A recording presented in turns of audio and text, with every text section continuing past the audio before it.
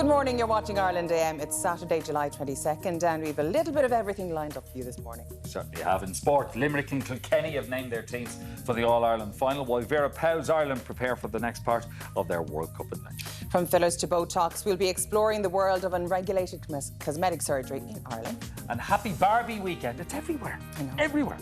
Later We're not really dressed for the part. Yeah, we need to get our pink on. Yeah. We'll be meeting the owner of Ireland's largest Barbie collection, as well as taking a look at some of her prized dolls. And she's getting ready to sizzle in the sun. Country music star Cleona Hagan will be joining us at 11:20, and she might even do a bit of jiving with us. And when I say us, I mean you. Dublin people don't jive. Well, you especially this Dublin person. Don't jive. Anyway, Katya's buzzing around somewhere. What's going on?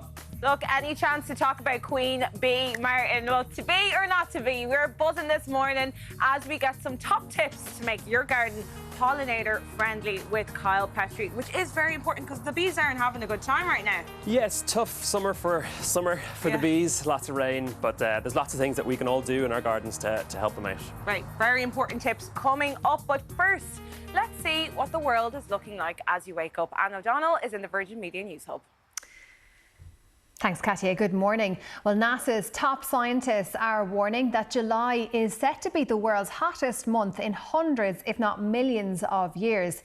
Well, they also believe that there's a 50-50 chance that this year will also be the hottest on record. The warnings come as southern Europe continues to grapple with extreme heat. The new normal. The UN Weather Agency says these longer and hotter heat waves will become more frequent. Temperatures remain in the late 30s and early 40s in many parts of southern Europe this weekend, and July is expected to replace June as the hottest month ever recorded. Health warnings have been issued in most affected regions, while in Greece, thousands have been forced to evacuate from their homes as wildfires ravage hundreds of acres near Athens. In tourist areas, holidaymakers are being asked to take precautions. Most of us, we are overestimated our strength. We think that we can afford all this heat, but sometimes we cannot. With higher than average temperatures recorded in China, the US and Europe, 2023 is on track to be the hottest year on record. Mairead Cleary, Virgin Media News. The Public Accounts Committee is seeking more appearances from key figures within RTE. The list of names includes the former Director General Dee Forbes, and it is also seeking outstanding documents as it continues to investigate the payments scandal at the state broadcaster. Well, RTE has already claimed legal privilege around some of those documents. In relation to using legal privilege to cover that and to hold that from the committee, I believe that that's wrong. And I think the committee members would agree with me on that. So some documents, they have been forthcoming with a lot of it, but there are some significant pieces that are still missing. And what I would say is that, and I've took this line from the start of this, that the quicker all of this is put up on the table, the quicker we get to wash the dirty linen in public, the better, the quicker it will be clean. Russia has continued to target the grain depots in southern Ukraine in recent days. It follows Russia's decision to pull out of the Black Sea grain deal, which had been ensuring the safe export of grain leaving Ukraine. That was until last Monday. Well, the UN says a spike in grain prices will now be impacting millions of people. For many of those 362 million people, it's not a matter of sadness or disappointment. It's a matter of threat to their future and the future of their children and their families. They're not sad, they're angry, they're worried, they're concerned. Some will go hungry, some will starve, many may die as a result of these decisions. The former US President Donald Trump will go on trial for the alleged mishandling of classified documents next May. A judge has set the date of the 20th of May next year for Donald Trump to go on trial. The high-profile case will be taking place when the presidential election campaign is in full swing. Staying in the US now, where investigators are continuing to search for more evidence this weekend linked to the long unsolved string of Gilgo beach murders. Police believe the crimes may have been carried out in an accused serial killer's home. Rex Hoyerman's house is being searched after his arrest for the murders of 3 young women. This one woman went on a date with him and she believes she had a lucky escape. I told people for years, I said, I swear to you, I had dinner with the Gilgo Beach killer. He told me he was an architect. I knew he worked in Manhattan. And then he got to where he asked me if I like true crime. He said, how do you think he gets rid of the bodies without being seen? And I said, I don't know. I've never been to Gilbert Beach. Like, I don't know the area. And he was like, well, you know, it's really dark and desolate. We compare 14 insurance quotes to get you the best deal. So choose chill and work smarter, not harder. This afternoon we'll see dull and wet conditions with several outbreaks of heavy rain and some possible surface flooding. Temperatures will be ranging between 16 and 18 degrees. This evening then we'll see continued rainfall in the northern half of the country with a chance for drier spells in the south and temperatures across the country ranging from 16 to 17 degrees. Tonight then we'll see mild but cloudy skies with wind and rain all across the island, with overnight temperatures expected to run between 13 and 16 degrees. Chill Insurance work harder so you can work smarter. We compare 14 quotes to get you the best deal. Now let's check on your morning paper, starting with the Irish Times. It leads with state aid for RTE will depend on reforms. The paper reports that the government is likely to seek reforms, including potential cost-cutting at RTE, before agreeing to any financial assistance for the station in the autumn. The front page of the Irish Independent reads, long-lost son's sorrow over Tipperary mystery. The paper writes that the son of a woman who, along with her husband, lay dead in her rural home for 18 months before being found, has finally spoken out about his grief. Over to the Irish Examiner, which leads with jail for macabre post office fraud. They write that a man who dragged his uncle's lifeless body to a post office to claim his €246 pension has been jailed for 2 years. On to the tabloids now. The Irish Mirror also opens with the post office story, writing no dignity. The paper writes that the two men responsible for dragging the lifeless man into a post office to collect his pension have been jailed for 3.5 years between them. The Irish Star covers that same story, leading with the headline, Dead Body Pension Pair Jailed. It claims the courts have heard that the two men showed a callous disregard for the man whose body they used to claim a pension. The front page of the Daily Mail reads, 79 arrests a day, but Justice Minister says Dublin is safe. It states that Gardaí have made over 14,000 arrests across Dublin in the last 6 months, which adds up to approximately 79 per day. Yet Justice Minister Helen McEntee has insisted that the capital remains a safe place. And finally, the Herald goes with the headline, Son's fears for tourist attacked in street. The paper writes that the son of a US tourist who was seriously injured in a vicious Dublin street assault has asked for healing vibes to be sent to his father as he recovers.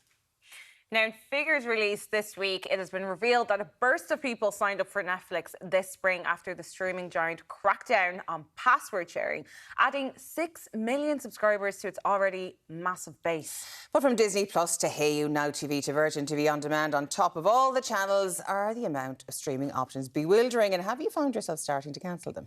I wonder that now. Like, are you cancelling them? Do you need all of the subscriptions that you had? Because we all know, I think we talked about it on the show earlier in the year, that Netflix now banned like sharing passwords, especially in a massive like household or in multiple households. Yeah, I had 7 people on my Netflix at one point. Same here. Like, it was just the thing to do. It was the way you share some love. If you had a friend in America, it was even better. Yeah. You got American Netflix. Oh yeah.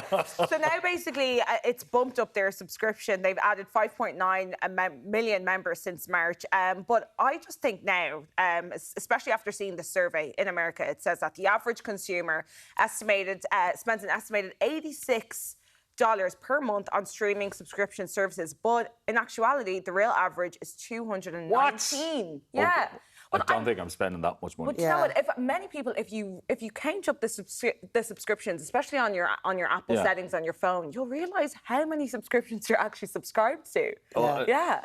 But I saw one of those tweet things that are highlighted every so often on Instagram, tweets of the day, and one girl giving out, but why can't they just put all the best shows on one platform so we can have the news and movies and drama series and everything? I was like, that's traditional television, love. Which like the best of the best was on television. So it's just weird. It's gone the whole other way. And I think this might be a bit of a swing back to, because it's bewildering. You've one show on Paramount Plus, you've one show on Apple TV, and we know from the TV review, Bring back the olden days. I know. We had a lot on terrestrial TV, and that was the end of it. Because there's 47 channels and there's nothing on. There's like 247 channels now. There's nothing on. I know. With the friend of this show, Adrian Weckler, he estimates that he spends €1,000 a year, but he's got Netflix, Amazon Prime Video, Disney Plus, Paramount Plus, Mubu, don't know what that is, YouTube Premium, and he's after cancelled Discovery Plus. But I'm like, are there some streaming services that you can live without? Like, what would you cancel? You can live without all of them, realistically speaking. Apple TV, it just comes with the phone package that I have. So I've put it onto my TV, so it's there. Does it? Quality of it is amazing. Like, it really is. But, yeah, I'd be more inclined to use the on-demand than I would anything else. And if you've got a Fire Stick, you can put them all on the Fire Stick. Yeah. Are they and they will give you... Fire Sticks are illegal. Know. It's just some of the apps you put on your Fire Stick might be illegal. But you can put your streaming... I'm glad we clarified the channels that given the industry that we work for. Some of the Apples and the Amazon Primes you can put onto your Fire Stick, and you are legitimately paying for them. But if you are looking for drama, it just pops up on the Fire Stick, gives you all your options. But anyway, let us know what streaming let's stick with traditional TV. You could do without, and how much you're spending on subscriptions. We'd love to know. 0896 111 111. Okay, after the break, just one day to go for the Treaty and the Cats fans. We've this morning's sports stories next.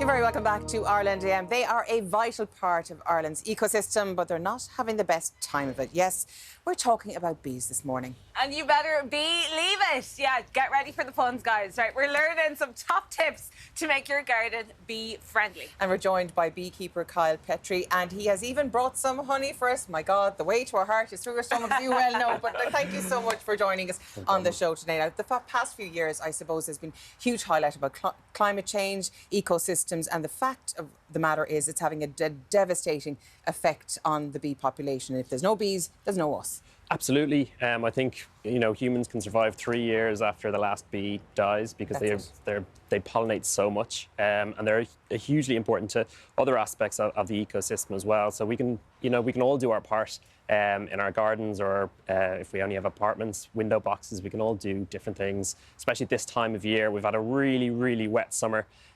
Which is really tough on the bees. We're seeing it, even in the honeybees, the crop is much smaller than it would have been last year. But for all the solitary bees, we have 102 species of bee in Ireland. We rediscovered one species of bee this year that we thought was gone from Ireland for 50 years. Perkins mining bee. So there is a bit of resurgence, and the bees are getting a lot of help from people, but we can always be doing more. I think many people, when they think of bees, they think bumblebee, but you're after mentioned honeybee, solitary bee, and there are a number of bee species. And isn't it true they've a variety of food sources? It wouldn't all come from the same food source if we're trying to help them out. So basically in our garden, you have to think of it kind of like a buffet. Yeah. You're not providing one flower for just...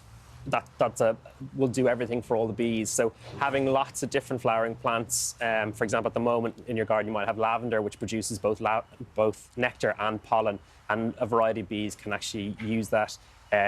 Bumblebees have longer tongues, so they can use different flowers from solitary bees or honeybees. So providing them with a rich sort of diversity in your garden is really important. Solitary bees, you mentioned them a good bit there. They don't live in hives, do they? Or they don't live. So they're individuals. So their main job is to pollinate, basically. They're mainly pollinators. We have about 77 species of solitary bee in Ireland, and they might live in walls. We have mining bees, masonry bees. So providing a space in your garden, kind of what we would have had, before we kind of went on this minimalist. Yes. We would have a corner of the garden that nobody really went to, and there was, old leaves and logs and that kind of thing. And that provides a really great habitat for a lot of our solitary bees. So we're not actually just talking about having flowers they can have their food source of, or even a water bath for them or something like that. It's really important to have the entire environment and the entire habitat as suitable for them. So what can we do on a practical level, both if you've a bigger garden in the country and, of course, if you're in the city, because we're not off the hook either? Yeah, absolutely. And we have beehives in the city. We have some on the roof of the Devon Hotel in Ranelagh, and we absolutely get some of our best honey from there, because people have put a lot of work into their gardens. There's a rich diversity of flowers. So it's really about having flowers early spring and sort of late summer are where the bees can really struggle. And so, for example, especially in a wet summer like this, fuchsia is brilliant. Because it's a pendulum flower, it doesn't need to dry out after the rain. The bees can actually get up into it and get nectar from it. I'm feeling very smug here. I have a fuchsia plant that the lovely Nathan Ballyseedy gave me, and it's still alive. Elaine's like, It's I'm still not alive. the problem. I'm not the problem. I didn't murder my plant. But I actually noticed in the garden this year that there's a lot more bees around, probably because of something like a single solitary fuchsia plant can do a huge amount. Yeah, it can. And you know, the no-mow maze and, you know, the county council's not cutting the verges, and it's all helping, and it's all helping the bees kind of re-establish themselves. Well, I think a huge part of it is that a lot of people aren't aware, like, the massive benefits bees give us. You mentioned after the last bee dies, humans only have 3 years. They're worth 53 million to our entire economy. I mean, it's massive, and I only learned that yesterday. Yeah, absolutely. So talk us through some of the benefits bees give us. Well, I mean, this is a honey here from the heather, so we're just about to move all our bees up to the Wicklow Mountains, and this honey is being compared through a study that UCD did with Manuka honey. Wow. So what we have on our doorstep is phenomenal, and the health benefits are huge. So the antibacterial properties of that are similar to Manuka honey, which is madly expensive. Yeah, so I mean, you can even smell it there, obviously with TV, but you can tell them about their aromas. It's really strong. Yeah, it's kind of not woody, but yeah. I love Manuka, especially if I have a sore throat. It's always a spoon of Manuka honey. And so, the other varieties here? This would be our summer blossom honey. So this is your typical runny honey. So this is what the bees are foraging on right now. In Ireland, mostly it's clover, and it would be bramble, lime tree, and things like that. So that's more standard. And then this is our soft set honey. So this is from the oilseed rape in early spring. So we bring the bees down to Wicklow. And you can see that this is, you know, a very, very different type of honey. Different texture. That's a good one for toast because it won't run all over the place. It's spreadable honey. Yeah. It's really, and it's really not just honey, it's also the fruits and veggies like apples, raspberries. Yeah, so they're pollinating all those things. I mean, if you look at how many bees it takes, this is the life's work of about 400 bees. Wow. Bees live for about 6 weeks during the summer, and they produce about 1/12 of a teaspoon of honey in their lifetime. So if you look at something like this, which is a frame of honey, you can kind of feel the weight of that. So that's what brings me back to my that's childhood. what we'll be harvesting right now. Those. Wow, that is very heavy. We used to actually just spread it as is. We didn't even take it out of the. So that's honey ready to eat. So that's honey right there. So if you scratch across it, you can see the honey in there. So the bees catch that. Trying to taste it. So, I love honey. I Reminiscing. really do. But there's nothing like the lovely wild honey as opposed to the processed stuff. I mean, it's absolutely. This is gorgeous. as natural as you can get. You know, a lot of the stuff you get in the supermarkets, if they're producing it for less than €5, you know, is it really honey? Yeah. What sort of additives are in it? It's one of the most adulterated foods that we have in the world. And the EU recently showed a study that 50% of the honey coming into the EU is adulterated. So finding your local beekeeper and finding a source of the good stuff, the real stuff. And talk us through some of this equipment here. What would this be? So this is our smoker. So when we're inspecting the bees work through pheromones, and one of the pheromones that they use is an alarm pheromone. Which obviously spreads alarm to everybody in the hive. And so by using some smoke and just use a tiny bit of smoke, it disrupts that, keeps them calm, keeps us calm, and we're able to. So before you start away. doing all that as well, I mean, look at this thing there. That's your suit. I've always seen like someone landing on Mars or the moon. Yeah. But would you have to use that yourself all the time when you're tending your bees, or do you get used to being stung? I get used to being stung, but we always use that for safety, obviously. But yeah, it can get pretty hot in those suits during the summer. The suit, the gloves, the smoker. And now this is what people at home could even participate and do. This is a watering hole. This is a watering hole for bees, so it can just be as simple as a takeaway container and a few corks. Obviously, we worked hard to get the corks. That's cute. But basically, you just fill it up with water, and the raft floats, and the bees can drink from the water without drowning, because they are incredibly intelligent creatures, but when it comes to water, they're not the brightest. Exactly. So that's something simple that we can put out, and a small water source like that heats up much faster, and they can access the water. If you're seeing a bee, especially if it gets a lot hotter and it's kind of struggling, it might be on the ground. I see a lot of people maybe with sugar and water. Is that just a stupid thing to do because you might drown the bee or what? Because I know people think they're saving them now. Yeah. I mean, there's lots of schools of thought on it. Mostly, your face is telling me something different. I mean, bees will survive. I mean, they've been here for 50 million years or whatever. They probably don't need us to help them get back to their own hive. But if they get trapped inside, obviously help them out. But for the most part, they're they're pretty good at doing what they do. Bees are our friends, and we shouldn't be They're afraid of them as well, friends, because they sting you once they die, so they don't want to be stinging anyone unless they really have to, unless they feel threatened. Yeah, exactly. So in a hive, this is a small hive. This is what we call a nucleus hive. So in a large hive at this time of year, there's about 50,000 bees. So they don't want to be stinged. They want to be out foraging and bringing back and making honey. So unless they feel threatened, they'll go about their business. Carl, I have to say I learned a lot today. Thank you so much. It's super insightful. Bees are so important to our ecosystem. So I hope you took something away from this. Now, after the break, we're talking about cosmetic surgery and what you need to know before you get it. See you in 3.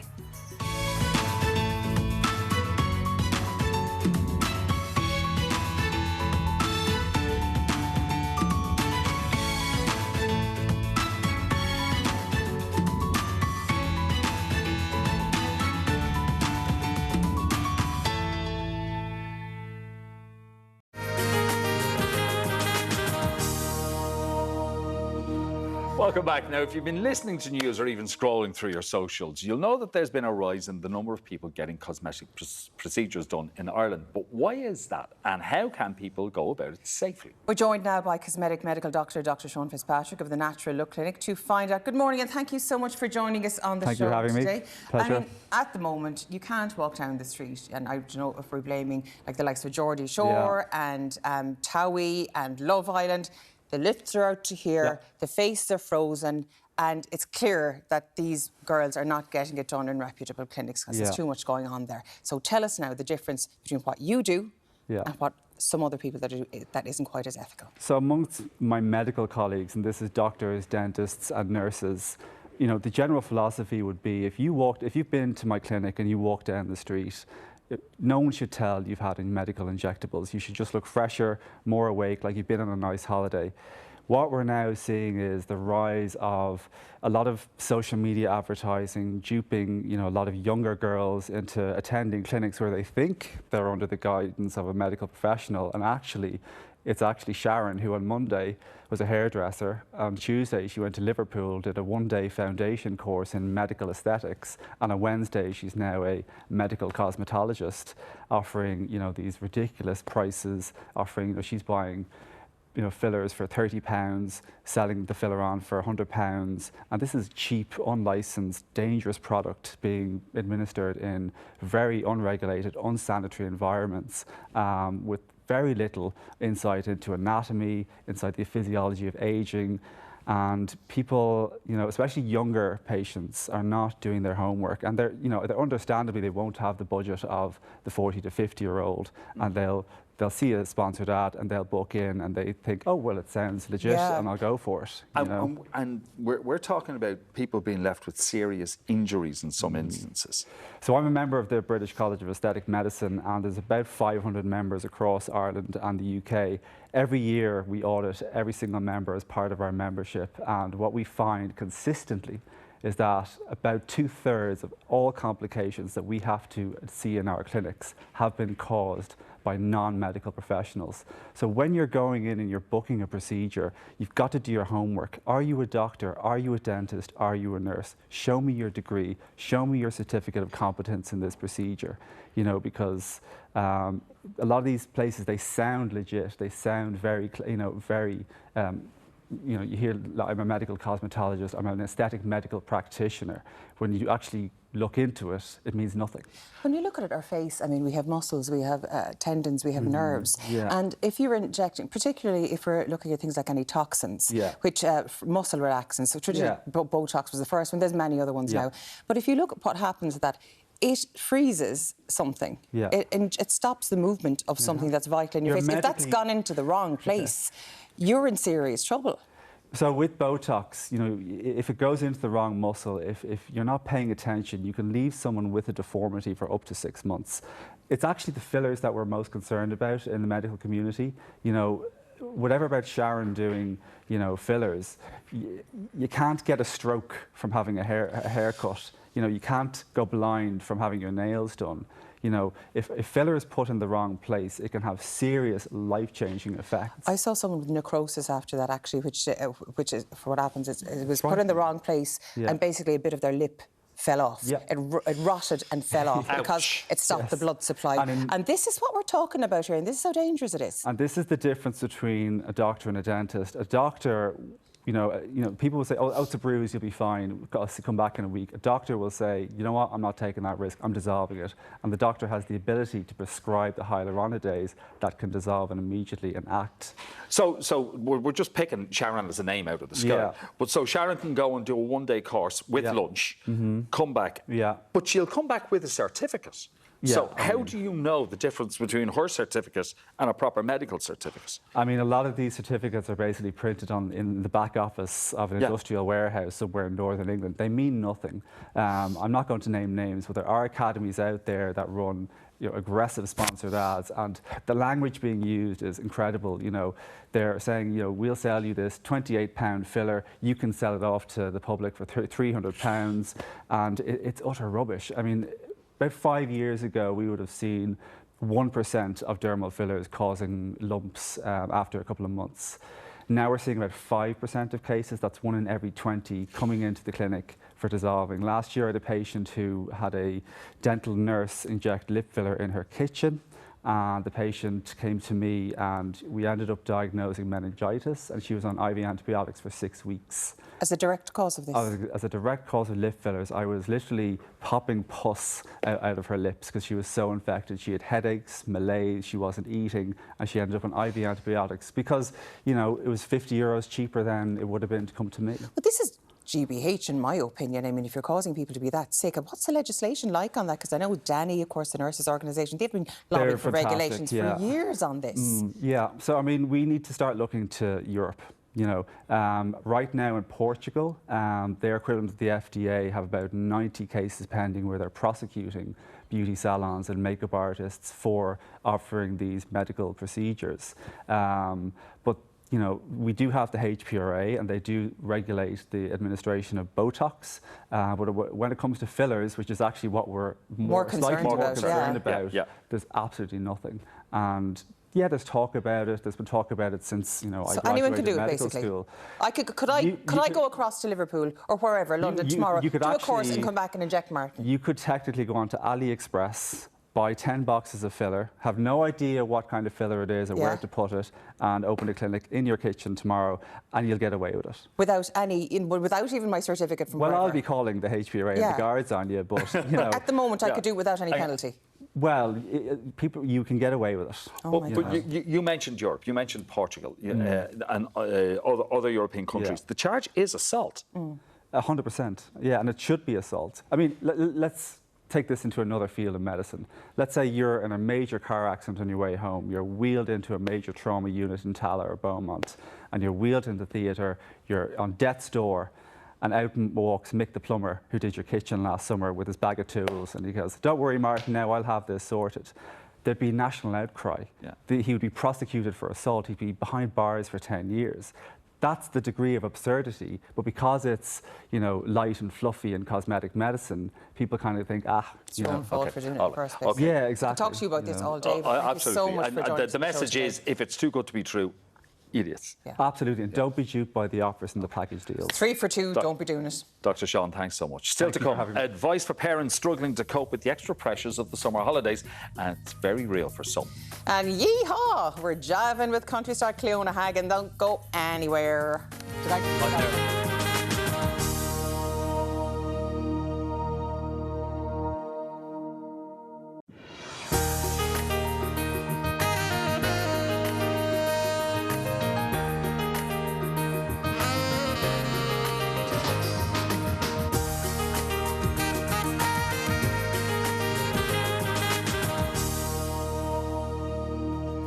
Welcome back to Ireland AM. If you like Barbie-based silliness and country music, you're going to love the next 2 hours. Still to come, the glare of the sun isn't the only thing burning this season. What sun? Anyway, later on we'll be chatting about parental burnout. Later I'll be teaching country music star Cleona Hagan how to jive. Really? Me? Teaching somebody how to jive? I'm not doing it anyway. City boy? Anyway. And for the weekend that's in it, we'll be sampling some Kesnsmopolitans and Espresso Barbinis. Yeah, come on Barbie, let's go party. Somebody's going to definitely need a taxi home. the backseat of a I'd make taxi. no apologies for it. Yeah. Make that 2 taxis. Thank you. Well, yes, if you like Barbie, you're going to absolutely love this. I'm here with Glenda, who is the proud possessor of Ireland's biggest Barbie collection. Now, I hope you boast about this, because this is something to boast about. Thank you so much. Yeah, listen, I love it. It's great to showcase it today, and hopefully everybody enjoys it. Now, Glenda, you might have to hold me back, or you guys will have to hold me back so I don't take any of these. Where were you, Glenda, before you leave? So looking forward to that. Ooh. Now, and back over to you, Martin. What are we looking forward to in the kitchen? Well, yeah, we're even continuing the theme over in the kitchen with Karina Camarino is providing us with some tasty pink goodness. Look at this. A bakery favorite, which is our fluffy coconut cake, and we've barbified it. Today, it's a cherry coconut cake, pink and red. Okay. Barbified. I was more of a Cindy person than a Barbie person. Oh, really? To be honest, yeah. Yeah, typical you got Cindy me. dolls. Typical me now. We compare 14 insurance quotes to get you the best deal. So choose chill and work smarter, not harder. This afternoon we'll see dull and wet conditions with several outbreaks of heavy rain and some possible surface flooding. Temperatures will be ranging between 16 and 18 degrees. This evening then we'll see continued rainfall in the northern half of the country with a chance for drier spells in the south, and temperatures across the country ranging from 16 to 17 degrees. Tonight then we'll see mild but cloudy skies with wind and rain all across the island, with overnight temperatures expected to run between 13 and 16 degrees. Chill Insurance work harder so you can work smarter. We compare 14 quotes to get you the best deal. Let's check on your morning paper, starting with the Irish Times. It leads with state aid for RTE will depend on reforms. The paper reports that the government is likely to seek reforms, including potential cost cutting at RTE, before agreeing to any financial assistance for the station in the autumn. The front page of The Independent reads, long lost son sorrow over Tipperary mystery. The paper writes that the son of a woman who, along with her husband, lay dead in her rural home for 18 months before being found, has finally spoken out about his grief. Over to the Irish Examiner, which leads with the jail for macabre post office fraud. It writes that a man who dragged his uncle's lifeless body to a post office to claim his €246 pension has been jailed for 2 years. On to the tabloids now, and the Irish Mirror also opens with the post office story, writing no dignity. The paper writes that the 2 men responsible for dragging the lifeless man into a post office to collect his pension have been jailed for 3.5 years between them. The Irish Star covers that same story, leading with the headline, Dead Body Pension Pair Jailed. It claims the courts have heard that the 2 men showed a callous disregard for the man whose body they used to claim a pension. The front page of the Daily Mail reads 79 arrests a day, but Justice Minister says Dublin is safe. It states that Gardaí have made over 14,000 arrests across Dublin in the last 6 months, which adds up to approximately 79 per day. Yet Justice Minister Helen McEntee has insisted that the capital remains a safe place. And finally, the Herald goes with the headline, Son's fears for tourist attacked on street. The paper writes that the son of a US tourist who was seriously injured in a vicious Dublin street assault has asked for healing vibes to be sent to his father as he recovers. Now, we're talking social media impersonators. We've had a lot of issues in recent months of a lot of fake Instagram accounts arising. So more and more people, particularly influencers or rising profile celebs, they're falling victim to fake Instagram pages. And this basically occurs when people purchase bots to get their follower numbers up. But then these bots end up creating pages pretending to be you, and they'll message your friends and they'll message family. And so does this happen? So let's say if I bought followers, I'm more vulnerable to that. You're more vulnerable to it. Why would you buy followers? I don't know. Exactly. But you know what? It happens to. It can happen on Facebook. We've seen it happen on Tinder. It's happened to me on Tinder. It's happened to me on Facebook. I clicked a link and my entire Facebook was hacked. So a lot of people have all these hidden agendas. Now, there's a lot of the cases they want you to either click a link, so they can get you to do something dodgy, or they might want your friends to send them money. So it's very tricky now. It's exhausting. Well, don't you have to pay now to be official? So that's the thing. Like, in a way to protect yourself, people are recommending to get Meta verified, which is the little blue tick on your page. I think now it's just something you pay for. It costs €17 a month. But basically, when you have these issues, you can talk to a human that works at Meta, Meta instead of a robot. Meta, if you're out there, Wow. I'd like to talk to you actually, because I'm absolutely sick up to my eyeballs. The amount of, because Meta, of course, is Facebook as well. The amount of scams that I've been associated with over the years is exhausting. I remember years ago, people got defrauded out of hundreds and hundreds of euro for a diet pill scam. Actually, Ray Shah, a friend of this TV station, sent me a link the other day that apparently, and I have it here in front of me, the Quantum Project, which apparently was an Ireland AM with a girl called, what's her name, Niamh Kelly from Tralee. She wasn't. And I'm after being converted to this Quantum Project, and I'm making money, more money than I ever could have done on Bitcoin. By the way, if you see that, it's a scam. It's a scam. It's called the Quantum Project. If you work for Meta, please get in touch, because it's very annoying. When it happened to me on my Instagram, this was years ago before Meta Verified was even a thing, I had to contact Instagram and prove my identity, prove it was mine. And do you know what they got me to do? I had to take a picture of myself holding my passport next to me to prove I own my account.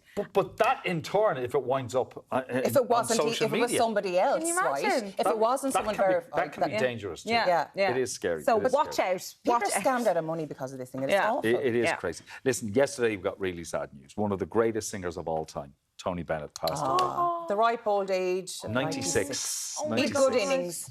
Yeah. Frank Sinatra, you know, one of the greatest singers of all times too. But Frank Sinatra rated Tony Bennett as the best singer in the business. And he was just precious. Like, what a personality as well. Yeah, it's funny. He was diagnosed with Alzheimer's in 2016. But didn't stop. He just kept going, and he said life is a gift even with Alzheimer's. And such a golden voice. But there's a lot of research as well to show that music is really, really good for anyone with Alzheimer's. And he could remember the duet with Lady Gaga. Yeah. And he remembered everything. It was he could remember every word of his They songs. actually collaborated on an album, I think, around 2016, so during the time of his diagnosis. And of course, there was that great duets album which he did with Bono and people like that, and that great duet he did with Amy Winehouse, the late Amy Winehouse. But yeah, sadly missed. But like you said, he remembered. He remembers the words of every song, but yet, after appearing with Lady Gaga at Radio City Music Hall, he went back but didn't remember being on stage with Lady Gaga. Yeah.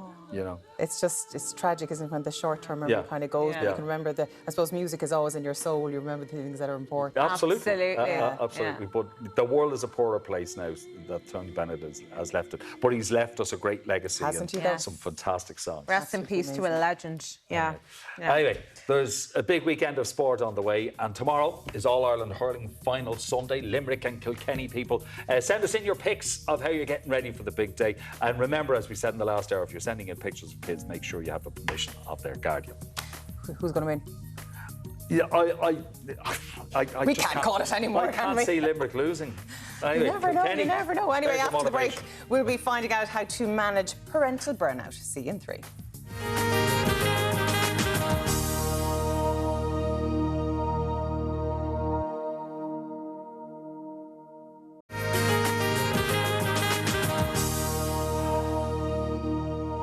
All right, between juggling bored kids, work, summer camps and life in general, the summertime can be a minefield for parents. And so psychologist Alison Keating is here to show us how to ease that stress and keep the parental burnout away. You're very welcome to the show. I mean, I feel like this has always existed, but parental burnout is really, we've seen it everywhere across social media. Especially in a month like this when the heavens have opened and haven't stopped. And look, we still have 5 weeks or so of summer now. Screaming at the TV now. I know, I'm sorry. But for those who may not know, what is parental burnout? How would you describe it? I would describe it as, I mean, there's different levels, obviously, right? Yeah. But I just, from a lot of people and from a lot of my work, I would see parents who are feeling really overwhelmed. Mm-hmm. And they're overwhelmed throughout the year. However, summer just brings its own specific, unique challenges. And it's a physical exhaustion. Okay. And it's interesting, sometimes I see it as a kind of a physical exhaustion, say if the children are younger, but it can also be physically exhausting if they're older, but kind of more emotionally challenging when they're older. So I just think it's interesting, we always talk about, you know, young children and that it's such a hugely stressful time for parents. However, I think at every stage you're thrown a different set of challenges, and you're learning as you go. And even if you have other children, every child is unique. So I suppose the first thing I would say with parental burnout is that it's that exhaustion. And it's not just tiredness, it's like in your bones. You don't have anything left really to give. And what I think is really interesting is that, you know, we so many parents are trying to survive with within the cost of living. They're trying to work because work keeps going during the summer. And even my kid's like, why are you working in the summer? I'm like, because kind of have to. You want to eat? Do you know what I mean? And I just think there's a lot of pressure, isn't there, on parents? There's a lot of kind of competitive parenting. Oh, big style. Yeah. Yeah. I mean, does the whole like keeping up with the Joneses come into it? Like, what summer camp are you sending your kids to? Are you sending them to summer camp? Are you going on this holiday? Are you heading down to Marbs? Exactly. For July. Like, that's just the added stress that parents just can't cope with. They can't deal with that. So I just think it's like what we used to have, like parenting was more like within the home. Now I think it's on such a bigger level that there's kind of systemic pressure and norms that maybe aren't normal. You know, and I just think it's forgetting about a lot of kind of different types of families. Like I often, like I say to my husband, he said back to me, like, how do people cope with one parent? We are like juggling, you know, and yet for lone parents, for parents with children with disabilities, whether they're physical or mental, the summer can be exceptionally challenging for them. For children with neurodiversity issues, for you know, long-term health problems. So these are families that can sometimes be somewhat forgotten about. But for the parents, it's a big deal. Yeah, because those school months provide, the child's heading somewhere for an education. It's respite for the parent. Exactly. And that's gone. You know, July provision you've mentioned is also something available to people. But then there's that month of August. Exactly. There's also this thing that you don't want to feel as if you're failing as a parent. Oh my God, that's it. Like when you're saying what's parental exhaustion or parental burnout, a big part of it is that sense of failure. If you find yourself walking around feeling guilty all the time, A, you're a parent, but B, it's a really awful feeling, and that kind of sense of like, I'm not doing enough, and yet you're at your max capacity. So when I was thinking about today, I was like, you know, parents are incredible people and they're doing such an important job, and yet sometimes I worry about the impact that modern parenting is having upon parents' physical and mental health. And you know, children naturally will trigger, it's not their fault, but they will trigger a lot in you that are like your unmet needs that came from your childhood. So if your child is talking back, if you weren't allowed to talk back as a child, it really, really triggers you. So I think one of the key things is it's not about just saying, okay, I'm exhausted, but like, what can I actually do about this? And putting some healthy boundaries in place with your children, because the demands, and I think when I said it's systemic, when I look around with the pressures the kids have about having everything, like they really are walking brands nowadays, and the pressure that puts on parents, you know. So it's to stand back and actually recognize, you know, I actually have to reparent myself. Yeah.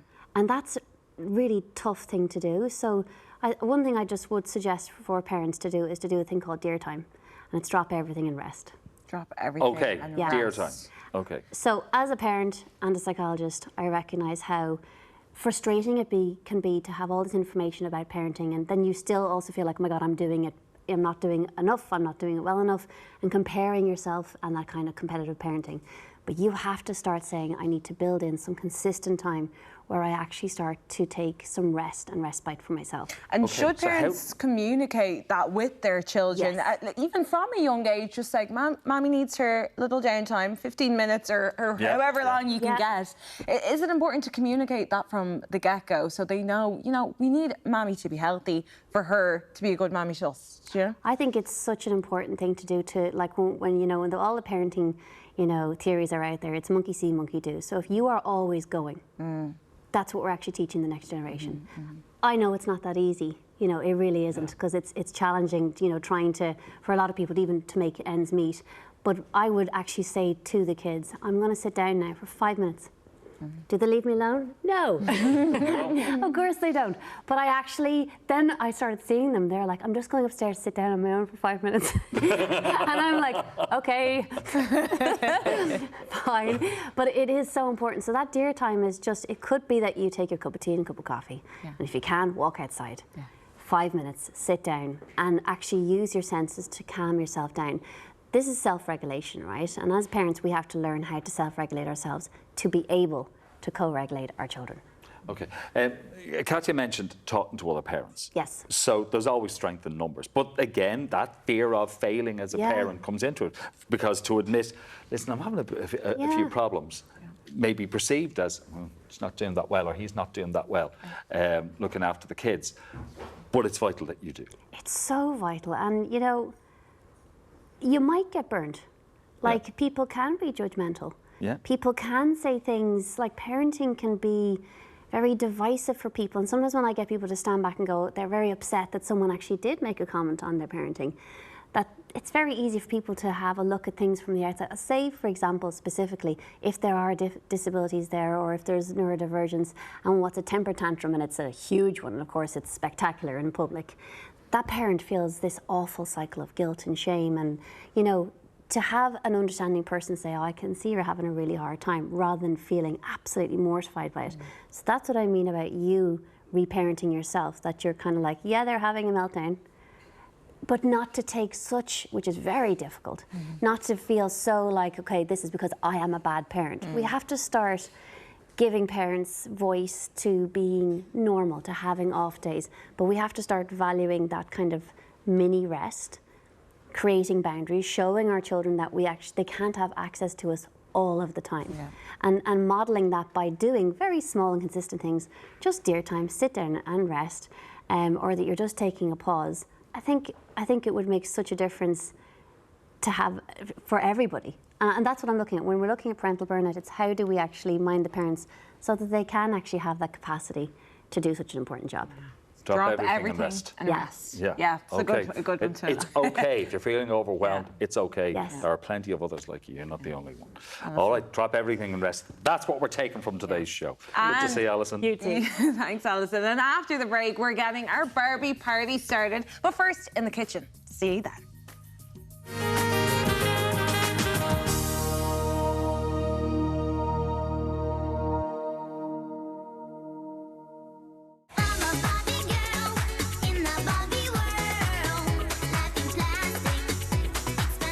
Yes, welcome back. We're all Barbie girls, aren't we? Especially in a Barbie world this weekend. But the party can't really get started till we've had a bit of cake.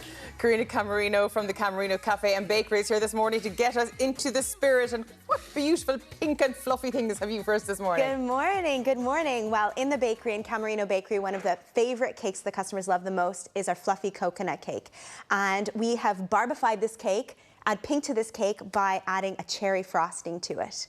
Okay. Well, I thought she was often getting the Madame Ulchin out, but no, cherry frosting. No, this is actually the simplest cake recipe you could ever make. I would be confident that this is one of my one bowl specials, minimal dishes. That's what I like the most. I'm going to start by preparing my cake tins. So I just have two 6-inch round cake tins. So we'll make a 2-layer. And you always want to line it to make sure that the cake doesn't stick to the tin. I have this handy, it looks like a big bun case. You can get them from like Sugar Sisters on Bachelor's Walk or online. That is really handy because if you're cutting greaseproof paper, exactly. The cake tins are a little bit smaller than this, so all I do is I cut slices along the perimeter like this, and then it's going to fit in nice and tidy. Check this out. I'm believing you. How about that? Oh, ta-da! All right. Ta-da! So that won't do that without the cutting.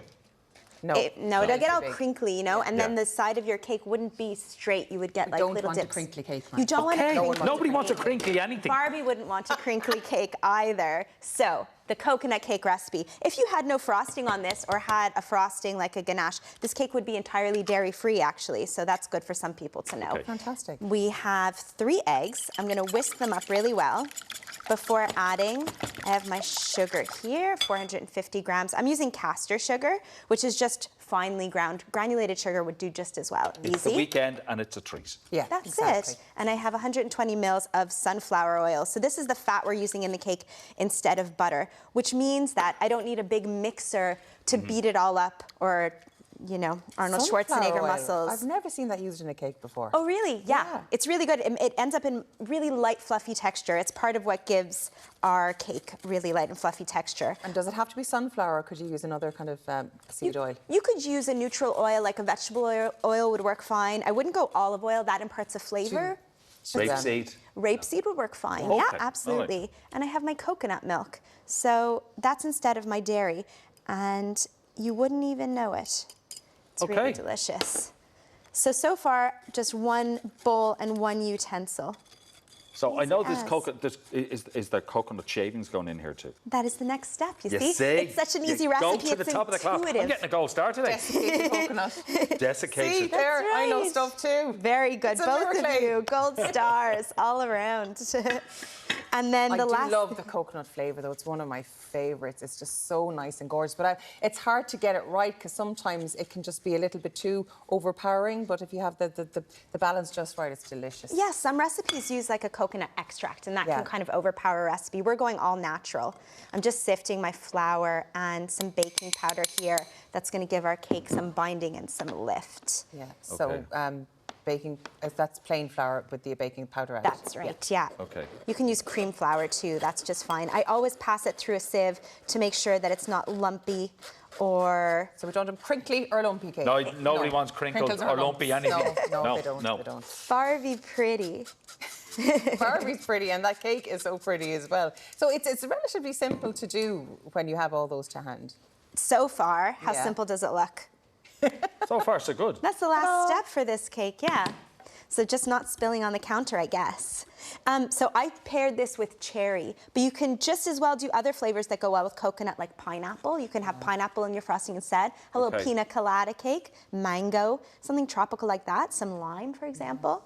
Okay. No, I'm happy with cherry. Am I feeling inspired? Like I must admit though, I'm not a huge fan of glacé cherries ever, but you've assured me that it's gorgeous in this because it's in the frosting. I do promise, yeah, because you could make your frosting pink by just adding food coloring. There's no flavor in that. Yeah. Why don't we add something to the cake that adds something texturally, flavor-wise, and some color? Yeah. Okay.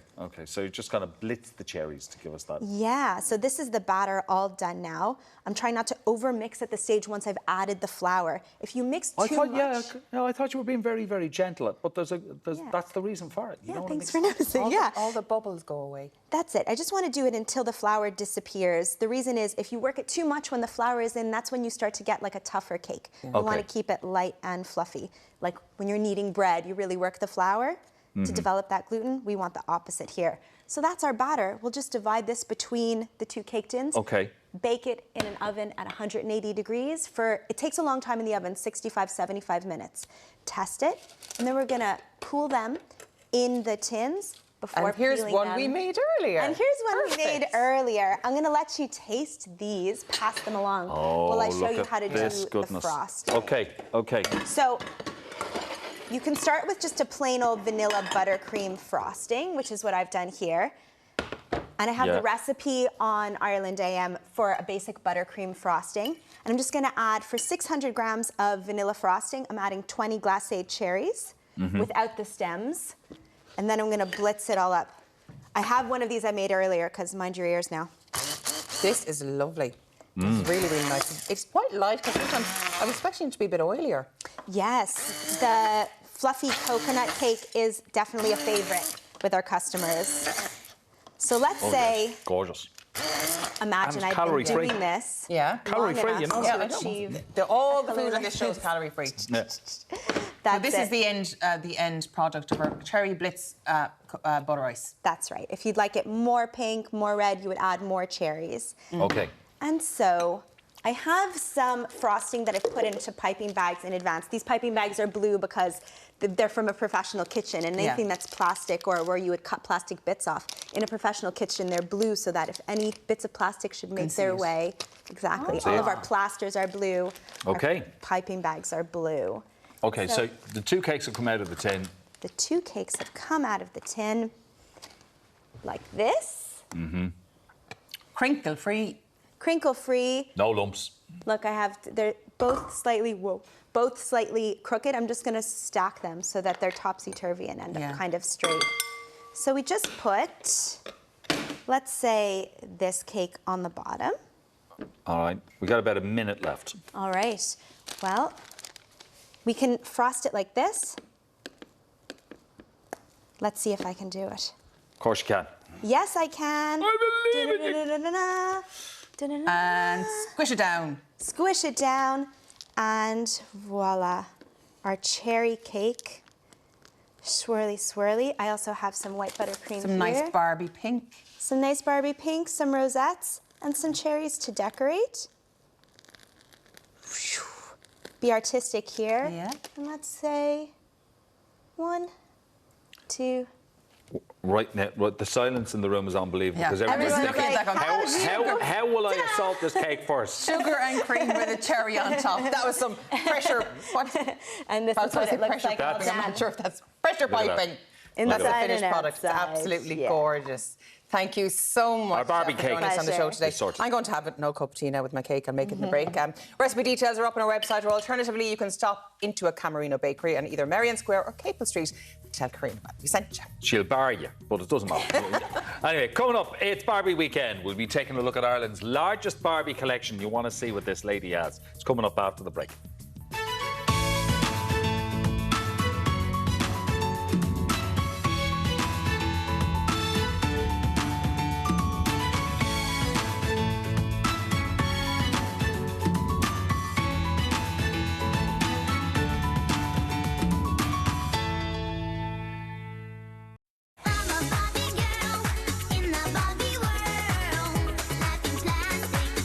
Welcome back to Barbie World. Oh, she is so I'm so excited. She is the world's favourite doll. She's been in our lives since 1959.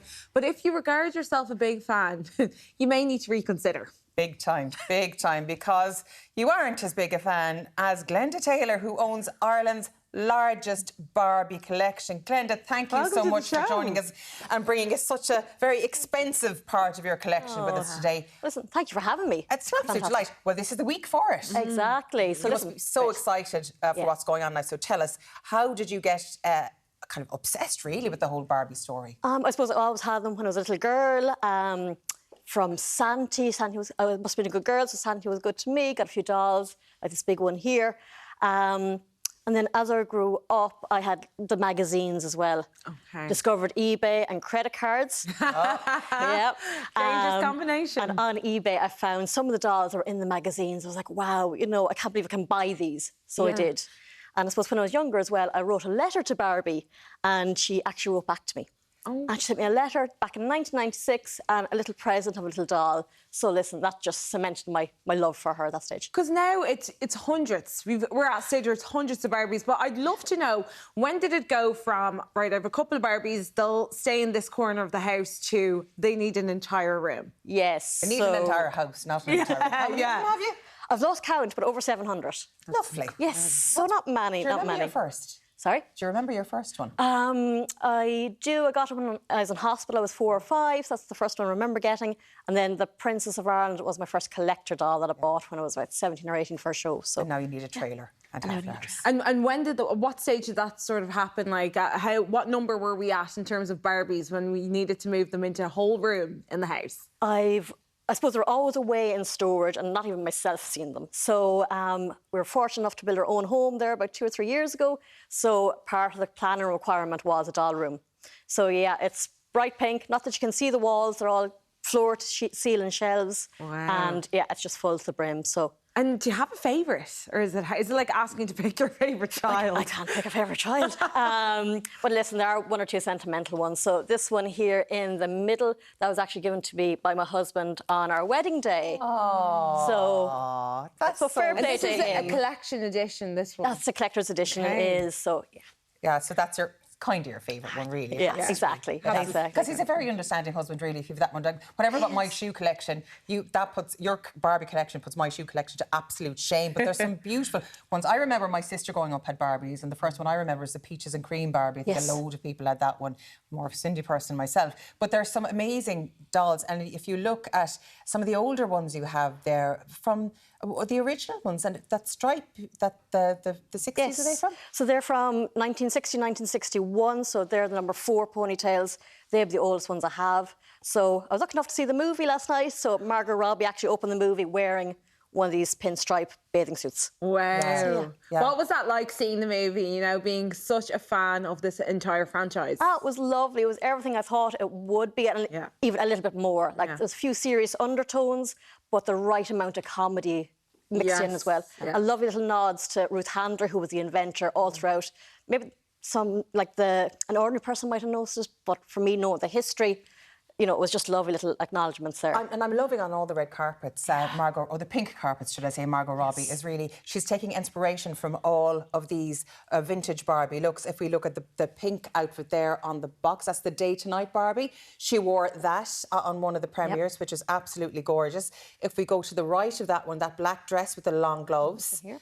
That's another outfit that she wore, because she's all these designers dressing her, creating Barbie looks for it. And you mentioned the stripy swimsuit as well. One of the other ones was inspired by that as well. So these are kind of iconic and historic in a way when it comes to it, because Barbie, I suppose, it is the most famous doll in the world. Yeah. Yes, she is. I have to ask, though, are you ever tempted to take them out of the box? I'm looking at the Tina Turner one here, the pop culture Barbie, and I'd be mad to just take that out and just, you know, but they're kept in such pristine condition. Are you ever tempted? I am tempted. And listen, some of the dolls, like the outfits and the hair are gorgeous.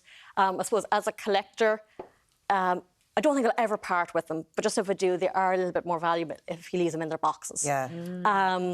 But yeah, I know you do be tempted. Yeah. And sometimes when they're posted from America, the boxes get damaged. So it's very little excuse to take them out of the box at that stage. Oh, yeah. 100%. Which is the they range from a reasonable price that you get in the shops for your everyday Barbie to some of the more glamorous ones, the outfits you can see from around the world, the gorge, the vintage ones, the collectibles. What's the most expensive Barbie doll that you possess? So the most expensive one that I bought, don't tell the husband. He's going to know now. I'm going to tell you now. You are on national television. Yeah. He might find out. He was with me when I bought it. We went to the Portuguese Doll Convention back, I think it was 2018. So it was this girl here. So she's one of a kind. There's only one of those in the world. So that's only one? Yeah, that's my one. And this vaguely, given? How much are we looking at here? She was the most expensive I've ever spent, so she was €200. €200, yeah. And then I suppose the vintage ones, you know, that's where the money is. So I'd like to get into a bit more vintage at some stage. So But now, you said you went to the Portuguese convention. Like, is there a bit of a community there? Like, do you actually meet other people that have the same exact interests of you? Has it created friendships? Yeah. So I'm a member of the Barbie fan club since 2004, and there is a little community on there. Lost touch a little bit over the last few years, but yeah, like when I first started buying from the fan club, they wouldn't post internationally. So I made friends with ladies in America. So I get the dolls posted to them, and they'd post them to me then. Oh, brilliant. And send me little presents every now and then I'd send them birthday vouchers for the fan club. So yeah, listen, it's nice, you know. But, you know, the shipping costs Tell for us that about lifestyle. that big, huge one there, because that would cost a lot to get shipped. Yeah. Please tell me you got that in Ireland. I don't know where. Santi brought it to me. Santi's all the way from the North Pole. All the way from the North Pole, exactly. So I say she was about the same height as me when I was the same height as her when I got her. So she's in loved condition. So listen, I have a few Barbies at home that I did play with, 40 or 50, you know, that I did play with. They are loved, and hopefully my little girls love them too. Is there any on your bucket list? Any Barbie you want to get? Oh, there's loads. There's loads. I suppose the most recent one from the bucket list will be this one here. She'll be a designer one from Bob Mackie.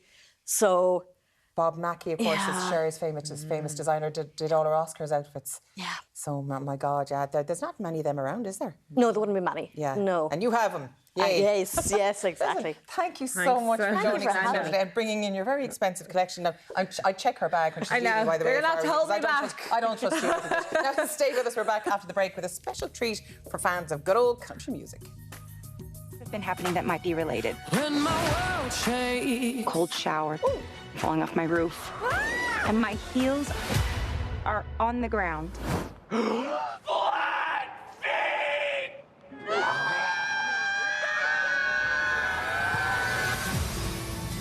What do I have to do? You have to go to the real world. You can go back to your regular life, or you can know the truth about the universe. The choice is now yours. The first one, the high heel. You have to want to know, okay? Do it again. Closer I am to find. Closer I am to find. I'm coming with you. Okay. What's going on? Why are these men looking at me? Yeah, they're also staring at me. It's Barbie, if you're still in doubt.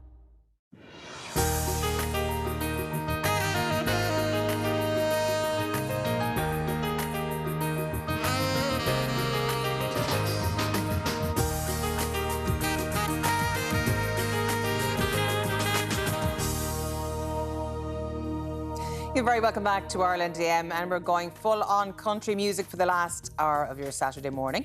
Yeah, she's heading for the sun in Spain. Country music star Cleona Hagan will be with us very soon. Get those boots on and get ready to jive. We'll be getting a jiving masterclass from 2 of this year's All-Ireland jiving. I'm sorry, the thought of you doing that has made me... Yeah, the thought of me doing that has had an effect on me as well, but it's nothing to do with my feet. But we still have time for one more Barbie-related item. Isn't that right, Katya? That is so right. I've been transported to Malibu, it feels. Yeah, so it's not quite country, but this Barbie is very excited because we're going to be sampling some Ken Tails with mixologist Darren Geraghty. What would we having, like, I heard we changed it to a margarita? A margarita. A margarita or a Ken Grony? A Ken Grony, yeah. So I was inspired by Barbie, so so I have a cocktail called Malibu Barbie, so which is Irish pink berry vodka, watermelon, coconut. We've got pink berry vodka and pink grapefruit soda. We've pink aperitifs. We've pink syrups. You're speaking my language, yeah. All about the pink. Oh, so excited for that. That is coming up. You don't want to miss it. We compare 14 insurance quotes to get you the best deal. So choose chill and work smarter, not harder. This afternoon we'll see dull and wet conditions with several outbreaks of heavy rain and some possible surface flooding. Temperatures will be ranging between 16 and 18 degrees. This evening then we'll see continued rainfall in the northern half of the country with a chance for drier spells in the south and temperatures across the country ranging from 16 to 17 degrees. Tonight then we'll see mild but cloudy skies with wind and rain all across the island, with overnight temperatures expected to run between 13 and 16 degrees. Chill Insurance work harder so you can work smarter. We compare 14 quotes to get you the best deal. Now let's check on your morning papers, starting with the Irish Times. It leads with state aid for RTE will depend on reforms. The paper reports that the government is likely to seek reforms, including potential cost-cutting at RTE, before agreeing to any financial assistance for the station in the autumn. The front page of the Irish Independent reads, long-lost son's sorrow over Tipperary mystery. The paper writes that the son of a woman who, along with her husband, lay dead in her rural home for 18 months before being found, has finally spoken out about his grief. Over to the Irish Examiner, which leads with the jail for macabre post office fraud. It writes that a man who dragged his uncle's lifeless body to a post office to claim his €246 pension has been jailed for 2 years. Onto the tabloids, and the Irish Mirror also opens with the post office story, writing no dignity. The paper writes that the 2 men responsible for dragging the lifeless man into a post office to collect his pension have been jailed for 3.5 years between them. The Irish Star covers that same story, leading with the headline, dead body pension pair jailed. It claims the courts have heard that the 2 men showed callous disregard for the man whose body they used to claim a pension. Front page of the Daily Mail reads, 79 arrests a day, but Justice Minister says Dublin is safe. It states that Gardaí have made over 14,000 arrests across Dublin in the last 6 months, which adds up to approximately 79 per day. Yet Justice Minister Helen McEntee has insisted that the capital remains a safe place.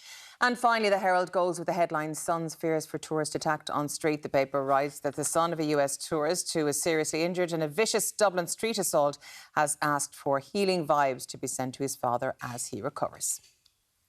Now, I have a question for you. If you're stressed out of your head, what do you do to just calm yourself down? Probably listen to music. Yeah? But you? Yeah. Long shower or long bath with music. Really? Yeah. So music is intrinsic to it? Oh, yeah. Yeah. Well, apparently there's been a new survey of Irish people has found a whole bunch of facts about stress in our modern Irish age. I'd say there's a lot of it. 9 in 10 people said they actually feel stressed for an average of 41 minutes a day, which I think is quite precise. Yeah. With me, I'd be like that. 10,000 million and 41 stressed. I get stressed very, very easily. But some of the most popular methods of de-stressing are quite funny, and they're not what you think they might be. Let me take you from 5 to 1. Number 5 is reading. Okay. So Irish people read number 5. I'd have to be in a very relaxed state to even start reading. Yeah. Number 4 is going for a walk, and I'd agree with that. Sometimes you just need to get out of the house, out into a bit of fresh air to calm yourself down. 3, as both of you have said, would be listening to your favourite music. Number 2, And I most certainly don't do this anyway, is cleaning the house. My sister's like, she will literally do a whole spring clean of her room, and you're like, right, Fiona's stressed. She's stressed. Like, the next time my sister visits, I want to stress her out because she's brilliant at doing stuff. By fixing her room. Yes. That's the very last thing I do now. But some people do. I don't mind ironing so much now, but I wouldn't use it to great. I'll send 2 bags around to your house. And no, I don't. I find it quite therapeutic, actually. Do you? Yeah, it's about the only thing. I can poach an egg in Ireland. That's about it. Domestically, I'm useless at everything else. But the number one way Irish people de-stress is, wait for it,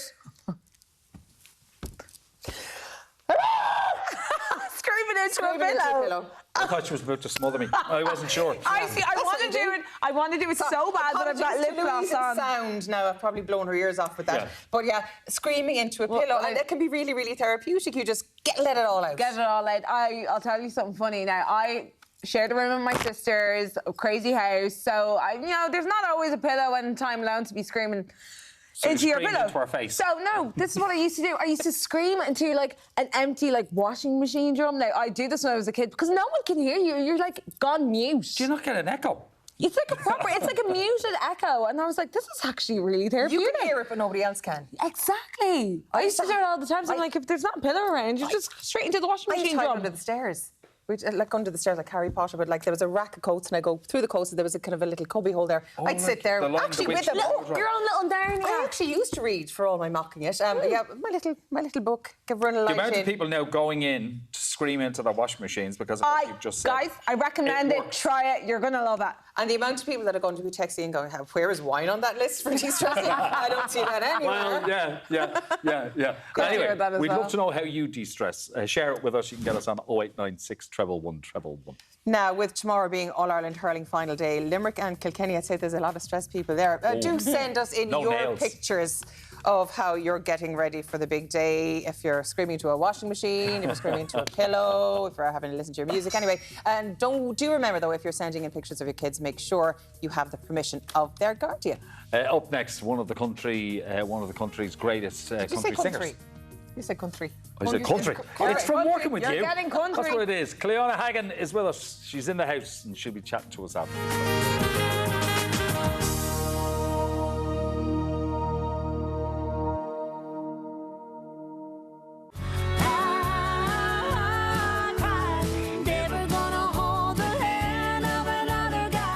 Now, that was the wonderful Cleona Hagan and her new single, Travelling Soldier, and there is much more music to come.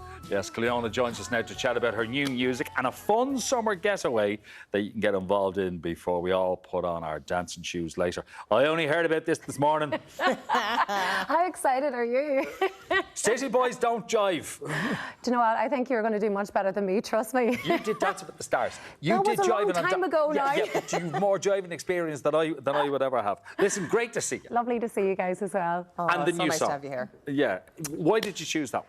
I've always loved Dixie Chicks. I think they're amazing. And that song, believe it or not, I actually released 7 years ago. And it always got such a great, reaction from the crowd. So I wanted to make a brand new version of it, slow down the tempo, change it around a bit, and re-release it. And I have to say, it's just blowing up. The audiences are singing along. It's nearly like an anthem at this point, and I just love it. And I'm glad that I got to put my little stamp on it. Which you really did, as we heard the little clip there. But of course, you're touring Ireland at the moment. But you've quite the event coming up for people who might like to get out of this rain and misery. Yes, and into the sun. Tell us all about that. We're going to be sizzling in the sun, so we are, from April the 24th next year to May. It's 1 week. You've got your accommodation, your flights, entertainment, 7 full days. It is going to be so much fun in sunny Spain. Huelva, as you correctly pronounce, Martin. Huelva. Huelva. And I'm so excited. I'm the very first female to do one of these country sun tours. I've always wanted to do it. And New Year's Eve passed. I just said, OK, Cleona, that is it. I want to do my own sizzle in the sun, so it's now ready. But you're not on stage on your own. There's a whole host of guests. There's so many people. We've got the wonderful Foster and Alan. We have Take It to the Limit, who are blowing up at the minute. They're amazing. We've got Claudia, we've got Johnny, we've got the Sheeran Family Band, we've got a host of artists, and also Mr. Elvis Presley is coming to sing at it as well, I must add. Have you resurrected him? Yes, he's amazing. That's a miracle. That's a true miracle in the sunshine. So there's a great mixture for everyone, and I've been on so many of the country sun holidays before, and I've loved every one of them, and I just really wanted to put my own stamp on it. So it's going to be one fun week on Sizzle in the Sun. Just you and Foster and Alan would be great crack. The guys are hilarious. Those boys are so funny. And the stories they have, it's just unbelievable. Honestly, anytime I get chatting to them, my cheeks are sore from laughter. I'm just like, they are like the best crack ever. You know why one of them bought an automatic car? No. So that he could eat a 99 while he was driving. He's the only Are you reason. serious? I never heard that. The only reason why he bought an automatic car was so that he could have an ice cream while he was driving. He wouldn't have to change gear. God, you learn something new every day. Don't you? Love it. Absolutely. That's what I'm talking about. But the crack you have on those tours, like I worked in a country music venue down in Cork donkeys years ago, but the loyal following that country music has in this country is absolutely amazing. It's amazing, 100%, as you said, because I think it's so multi-generational. You've got everyone from their grannies and grandas to, you know, nieces and nephews, and it's, I think, country music in particular, more so than maybe any other genre, maybe I'm a little bit biased, but always being at the front seat on the stage, I see so many families and friends, and you can just see they're making memories as well. And like, it's just wonderful to see, and there's such a loyal fan base, as you said.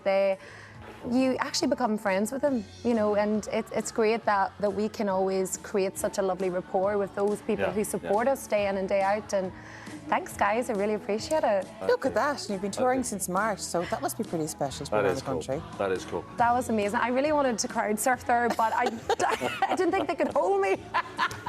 But oh my goodness, it's just the buzz that you get from a crowd like that. And from every age group, as you can see there, it's just wonderful to be a part of.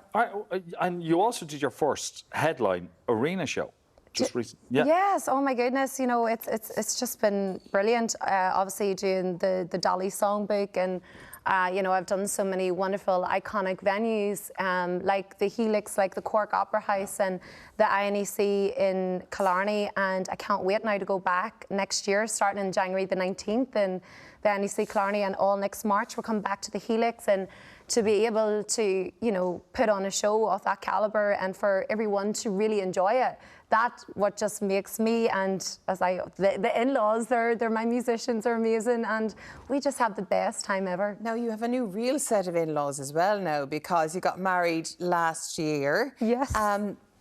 What's it like being on tour with your husband? Because I presume you bring him along with you now. Oh, yes. You're not merging each other yet, are you? Do you know what? Honestly, I know it mightn't work for everyone, but for Simon and I, this is going to sound so soppy, he honestly is my best friend.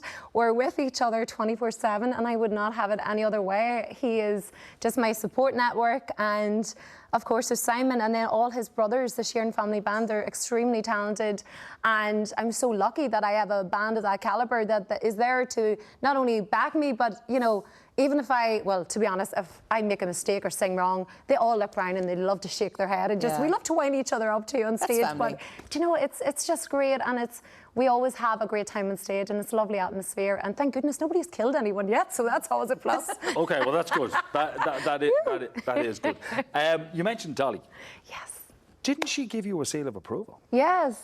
Which is fantastic. Yeah, I couldn't believe it. Yeah, my good friend Margot Donnell, as we all know, is very friendly with Dolly Parton, and I sent Margot and a few others my Dolly album last year, and I had no idea that Margot was going to send it over to Dolly herself. And last year during one of the shows, Margot rang me up and she was like, "Cleona, can you talk?" And I was like, "Yeah, of course, Margot, how's things?" And she was like, "I just wanted to let you know that Dolly got your album." And I goes, "Sorry, what? Dolly who?" And she's like, Dolly Parton. She got your album. And only one Dolly. It's like, okay, honestly, I was speechless. And she said that Dolly was saying, "Who's this little girl singing my songs?" Nice impression. Well, thank you.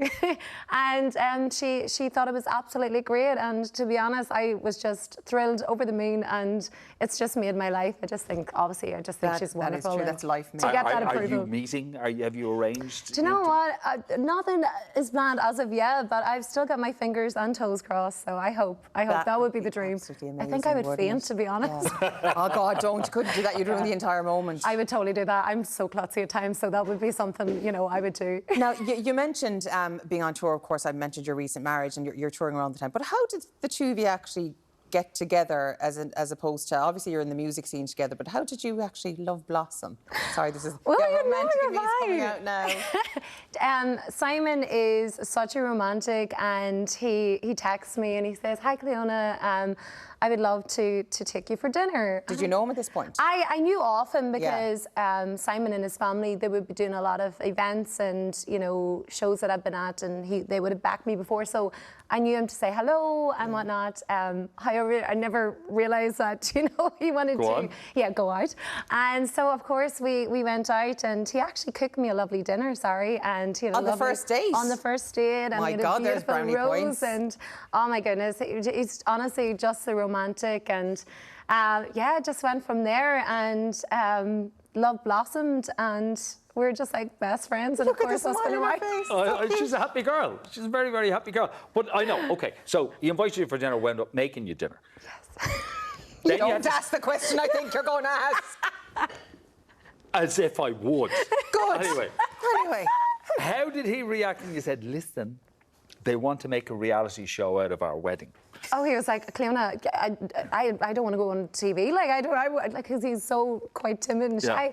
I said, it's fine, Simon, you just have to say a few words, and just to coax him into it. And after the second, third week of filming, he was just so relaxed, because the guys who were filming, they were amazing, and they just made us feel really relaxed. And they said, don't worry, and, you know, we're just going to ask you questions that you want to be in. You can be in the camera as much or as little as you want to be. So he was good about it. He was great at it. Did he miss the cameras when they were gone? Oh, 100%. He will never admit that, but he definitely did. Lovely to see him in the BBC as well in the run-up to the wedding. And it's a nice memento as well to have of the preparation, even though I'm sure it was a bit daunting to have them there. But it's like an extended photo album of the experience. Oh, for sure. And, you know, like to even have to see my mum's face when I showed her my wedding dress for the first time, and to get, you know, those moments that you don't necessarily obviously get on the day of the wedding is something that we'll cherish. And well, that depends on the photographer you hire, you know what I say.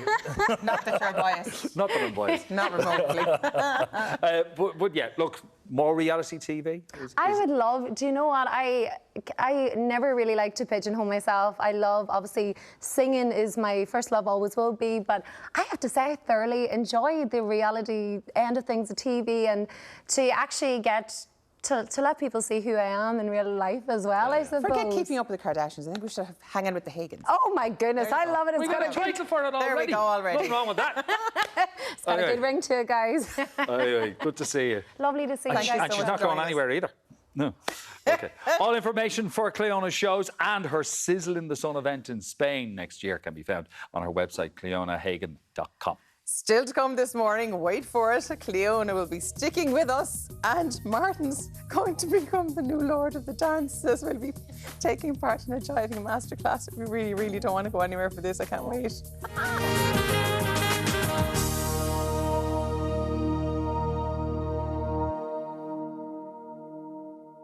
Darling, won't you take my hand? Days like these aren't what we planned, but the fields are green and the meadows high. Times are hard, but we'll get by. We will dream of a brighter day, when the crops will grow and the children play. Flower boxes on the windowsill. Oh, the sun's in the sky and the cows are on the hill. Generations knew the score. This troubled wind has blown before, but out here we move to higher ground, where new beginnings will be. Come on and join your way over here. Oh, wow. Welcome back. That was the fantastic Noel Price and Nadine Byrne, who recently danced their way to success at the 2023 All-Ireland Jiving Championships. Wow, well, we are about to put our jiving boots on. No, maybe Martin's going to put his jiving boots on and be put through our paces, because Noel and Nadine have joined us today to give us a jiving masterclass. You're so welcome to the show. Thank you very much. How was it? Have you caught your breath now? I'd say our floors are nothing compared to the All-Ireland Jiving Championships. I mean, tell us about that. You're just back from it. So the All-Ireland Jiving Championships is in Shearwater in Ballinasloe. Yeah.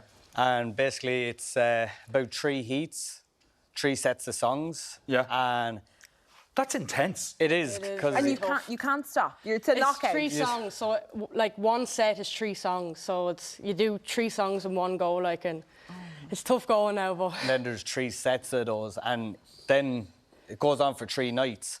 Yeah. So then they knock out people the first night, then you go do it all over again, and then Sunday is the final. Okay. Was this your first time in the competition? No. I actually won it back in 2018 as well. Okay. All right, so with Sammy Joe. And Nadine, this was your first time. we entered it last year together. We got to the finals. Yeah. And but we didn't do it like we don't do like this dancing to compete. Like we don't. We just say we do it, for a bit of crack. Like. Okay. Now, how did you get into it, Nadine? It was actually my mother and father. They started dance lessons down the road in Arklow with Dancing with Declan, and they were on to me for weeks. They come dancing. I said, no way. I was convinced it was only for old people. I said, no way am I going to say that. It's not, believe me. I can see now it's not. But yeah, I said I'd go for one night, and here I am. You just 5 years later, yeah. And now, did you meet there at the dance class? How were you guys initially connected? Yeah, through we dancing. through the classes. And was it an instant chemistry? Because I'm sure with partnerships, it's a lot of teamwork, a lot of collaborations. You're bouncing ideas off one another. Yeah. Did you click instantly, or was there? We had a few dances on the dance floor, like, and then got talking and that. Like, that's the best with the jive, and like anyone could come up and ask you up to dance, like, you know. Well, I wouldn't. Because I can't do that. You will after today. No, I can imagine it's great for your confidence. Yeah. It is, yeah. Definitely. See, that's the thing. You don't really think about. Like, it's only you're going up for asking for a dance, and like, it's normal to people. Yeah. So it's a great way of actually meeting new people. You meet so much friends through it, even. Yeah. Okay. You're the All-Ireland champion again, right? Yeah. So when you go up to ask somebody to dance, I'd say they go, oh, no, it's all right. No, I do be kind of scared of asking those for a dance. But do you find that it's coming a bit more popular now? I know, like, during the pandemic, it was like quite. It was quiet, and no one was really asking. No one was touching hands. But now it seems to be booming again. Yes. So before COVID, actually, down south where we're from, it would have been actually quite. We would have had to travel. Like the Welland Moat was probably the closest dance venue, which is 2 hours, like, for us, you know. Yeah. But now, like, since COVID, kind of everyone down local is kind of getting into it. Going again. You've the Dolman in Carlow, Rue Glen, Ardatan Inn, and Shillelagh, Parkview Shillelagh is a really good spot. Okay. What equipment do you need? For dancing? Yes. Each other. Brown boots. The boots. You need your rhythm. You need the brain coordination and the rhythm. You got this. Okay, I got the boots. I got the boots. Try let the boots do the work. Well, don't think too much. Well, what top tips would you give for people that might want to start getting into jiving? Don't be afraid to get into it. Just go. A lot of people say, God, I'd love to be able to do that. God, You have to start, like, you have to start. We all start somewhere, like, you know, I was months trying to pick it up. Yeah. You know, you won't just pick it up all... Well, you will now today. I suppose, don't be afraid about looking stupid. No. Martin, this is your chance. This is your chance now. I'm going to step out and let You'll be running for the All-Ireland. You're not doing this either. You're not doing this. You've got a new dancing partner, Cleona. She's coming back, and you'll have to work. Right, You'll have your work cut out for you. So come on, guys. Let's do this. I'll be on the sidelines supporting. I'm on my own. You got this. You got this. Now, you got some Dancing with the Stars experience. That was quite a while ago. But it's more than I have, Fiona. Okay, so what are we doing? So to start off with the jives, you go out 1, 2, 3, raise, and turn. And turn, yeah. Back again. And then 1, 2, 3, spin. Spin. And back into your right hand. Oh, sorry. Right to right, yeah. Yeah. Okay. Right hand. Yeah. Oh, right hand, yeah. 1, 2, 3, spin. Yeah. And back. And back. 1, 2, 3, spin. And back. You're flying. Spin herself. Yeah. Is that it? 1, That's the basic 2, jive now. 3, Overhead. Spin. Yeah. And back. Now spin her 1, herself. 2, 3, spin herself. Yeah. And back. Flying it. That's it. That's it. That's it. Wait till the moves come. What do you mean? What moves? She's back. Sorry about this, Cleona. This is your career finished and mine all in the one day. 2, 3, spin. Oh. And back. Okay. Do you want me to show you a quick move? Yeah, go on. Right? Yeah, go on. Back. When she, 1, 2, 3, spin. Yeah. When she's coming back, you spin. I spin. No, keep your hand down no, low. keep your hand down. Hand down low. And change hand behind your back. And then 1, 2, spin. And we spin again. Okay, 1. I've nearly broken Try it again. Yeah, don't hold on too much. Get a camera on the two of them. Yeah. Throws. We do our own thing. Oh, yeah. Yeah. We're going freestyle. I'm completely disco.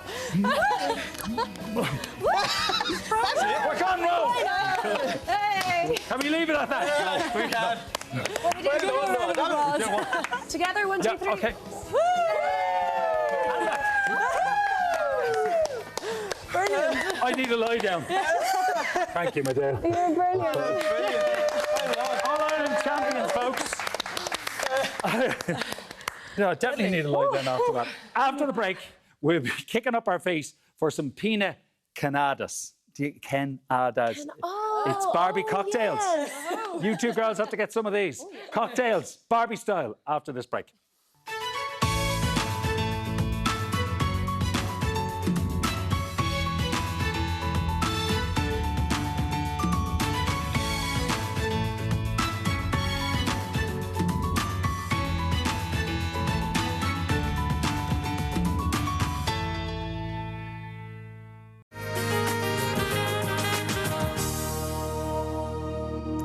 You're very welcome back. So, as you may have heard, there is a massive movie opening this weekend, and that has taken everyone's imagination. We're obsessed. We're Barbie obsessed. Which is why this morning we've asked mixologist Darren Geraghty to make some Oppenheimer cocktails. Yes. Just kidding. We're Oppenheimer. some classic drinks and turning them into Ken tales, which is just as well because Ken doesn't have the other one. Darren is here to make the magic happen. Good morning. Good morning. Thank you so much for joining us today. Now, you've really, you even bought a Barbie. I did. I have a Barbie here. Got the Malibu towels. It's really going on. Good. Yeah. No. Well, we have to show it's Barbie weekend. It's Oppenheimer weekend. But like Barbie is the queen, so everyone is celebrating. So we're going to do some drinks so people can make it home. I'm kind of glad you're not doing the Oppenheimer ones because God only knows what concoction would probably explode the studio. So we'll go with the Barbie ones first. Lots of fire. Lots of fire. Lots of fire. So we have the Malibu Barbie. Yeah. So it's trying to stick with some Irish ingredients. So we've Irish pink berry vodka, pink being the main theme. We've got some homemade watermelon syrup. Homemade watermelon syrup. So big green watermelon with the red stuff inside. You basically gut it, add sugar, strain it, and you make a syrup. And it's delicious. And it's great if you want to do some easy home cocktails. So it's pink. What was that one? That's lime juice. Lime juice. We always like a bit of lime juice.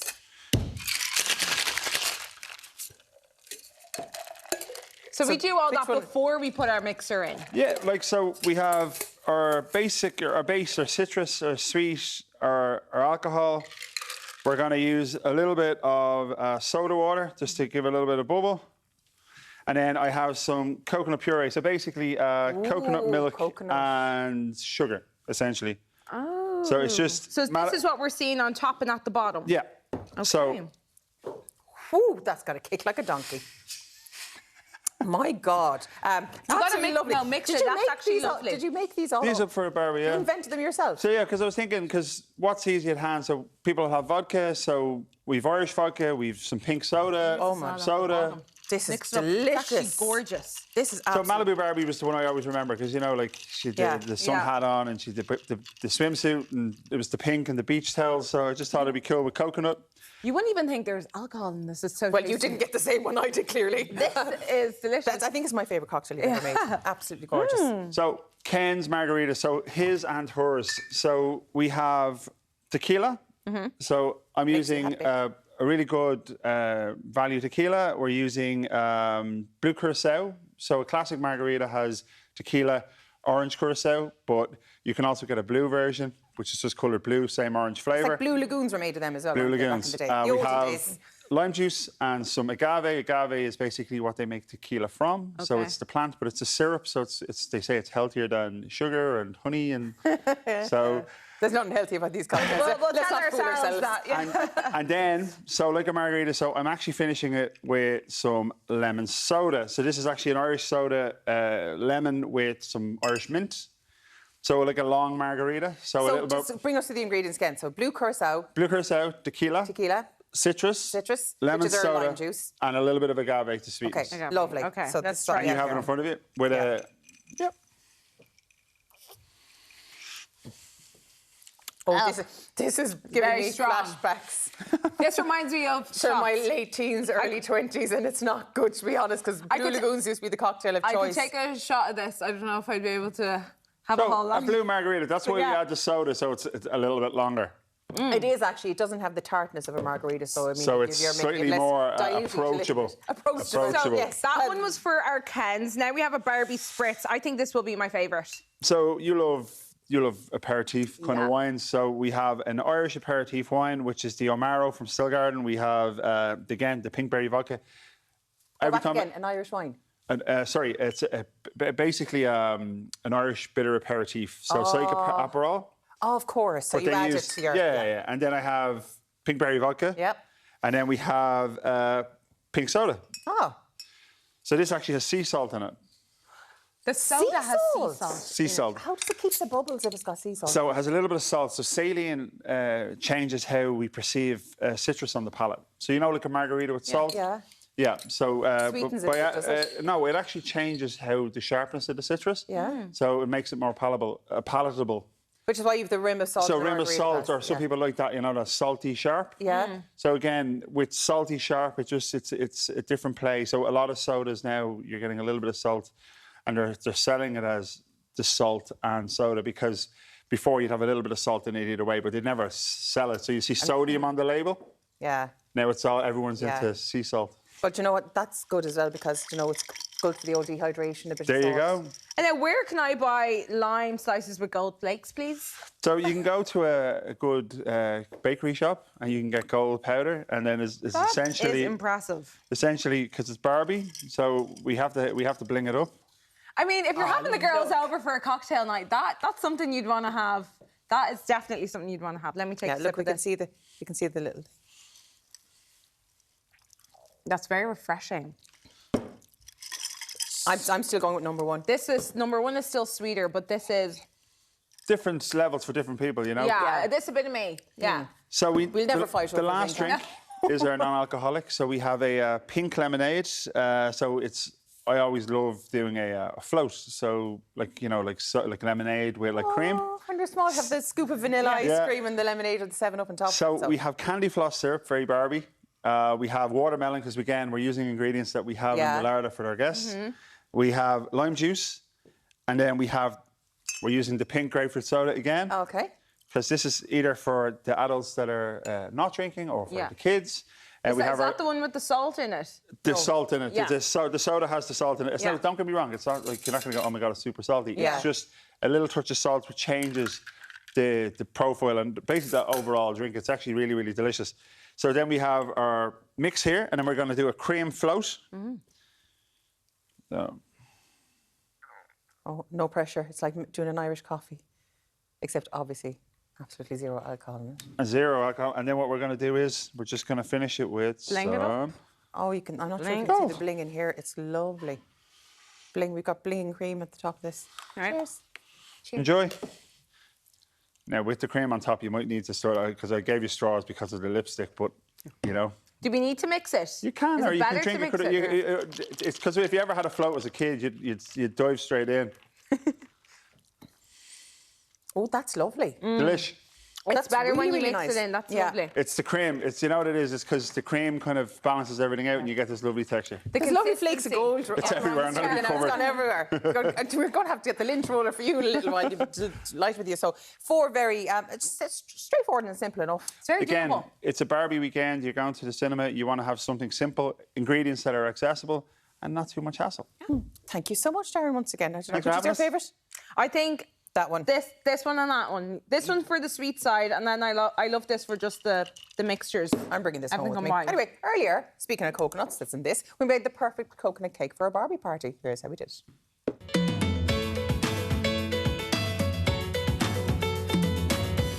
Preheat the oven to 180 degrees and stir your eggs, sugar, shredded coconut and milk in a large bowl. Sift together the flour and baking powder and gently stir into your mixture. Pour the batter into the lined cake tins, dividing the mixture evenly between the two. Bake for an hour, then move to a wire rack to finish cooling completely. To finish the cake, spread half your cherry frosting on one 6-inch cake, then place the second cake on top with the remaining frosting and you're good to go.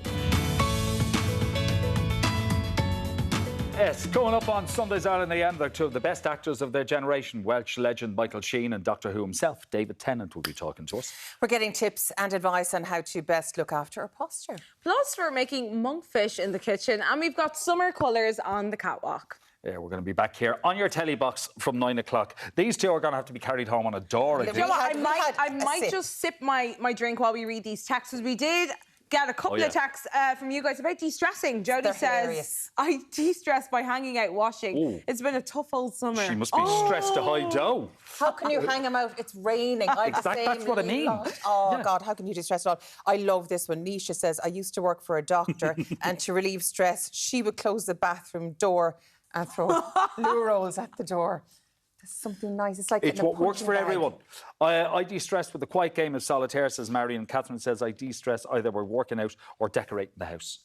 Yeah. I love that. You know, I might try the throwing the loo rolls at the door. I mean, it's something we can all do at home. See, if I'm being stressed, it's usually a person's fault. I'd be more inclined to throw the loo rolls at the person. At the person, yeah. Or even something a little more...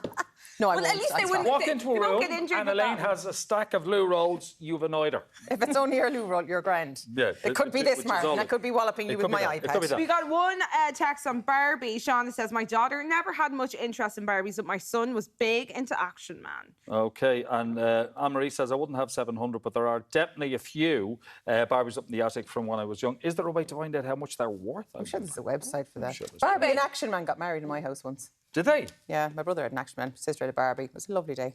OK, good wedding. Yeah, great wedding. Yeah. Anyway, right, that's it from us. Anyway, cheers, everybody. Bye. Cheers, guys. Enjoy the rest of your Saturday. Come on, Barbie, let's go party. We're all going party. Yeah. See you tomorrow. See you tomorrow at 9. Bye.